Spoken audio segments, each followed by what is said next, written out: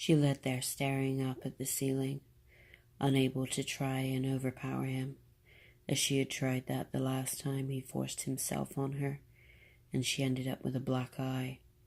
So instead she lies there, waiting for it to be over. She concentrates on the dark spot on the ceiling, where there must be some damp coming through. She swears she can see it pulsating, but deep down she knows it's only her imagination.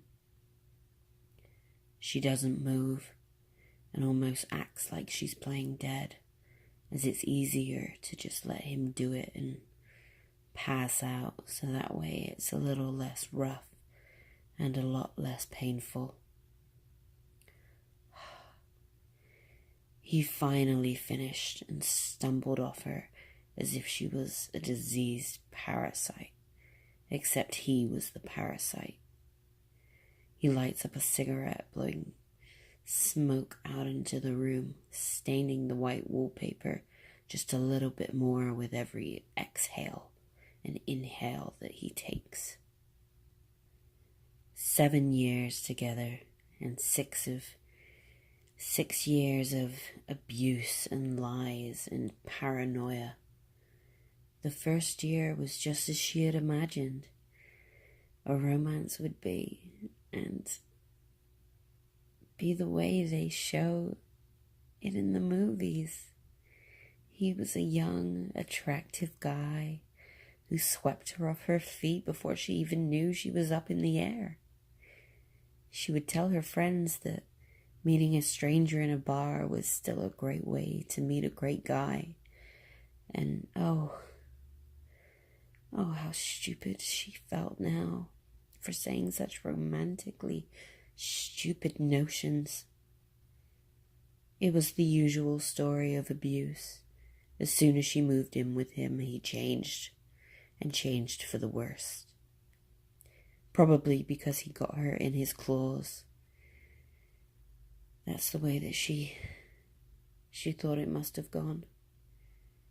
That's when she realized that meeting a guy in a bar usually meant that he liked to drink, and without being allowed to go out with him to these bars, that he must most definitely sweet-talking some other naive girl with the same stupid notion of love and kindness.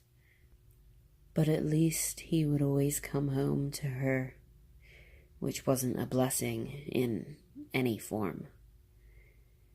She learned 5 years and 10 months ago that this dream guy of hers was a nightmare in disguise, when one night after coming home from the bar, obviously striking out, he pushed her onto the bed and started kissing her neck.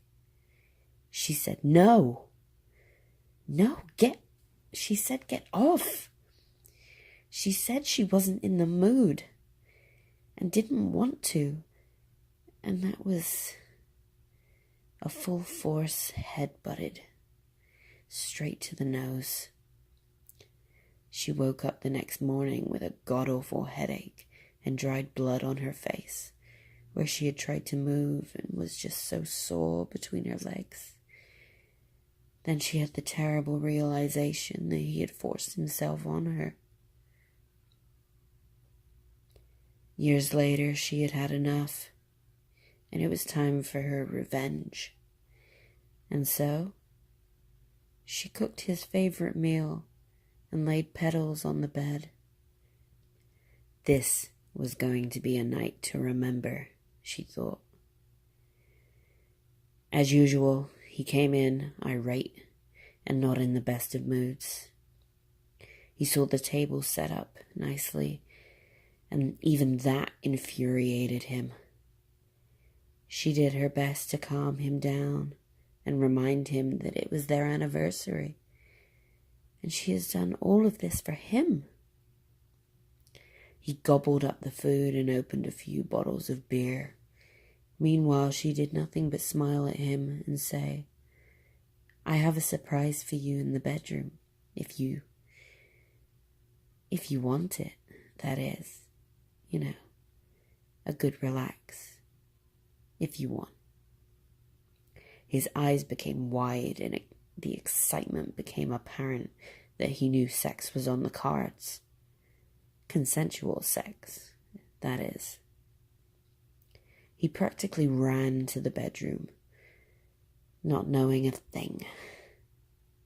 She pushed him onto the bed and began to undress him. He was loving it.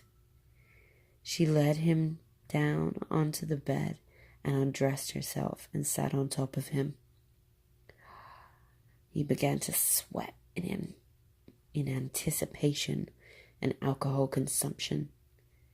She began to sweat herself as she sat on top of him. She tried to breathe through her nose as he tried to breathe deeper. She blew her hair out of her face, and as promised, she had a surprise for him as she pulled out the pillow from under his head and pushed the pillow deeper into his face. He struggled a lot, but her surprise wasn't over. Not until he was over. Not until they were over. And now, she has just told you the story of how she left her abusive boyfriend. Hello, my lovelies. This is FallenAngel. This was just a quick creepypasta that I kind of knocked up. So if it's a bit rubbish, I apologize.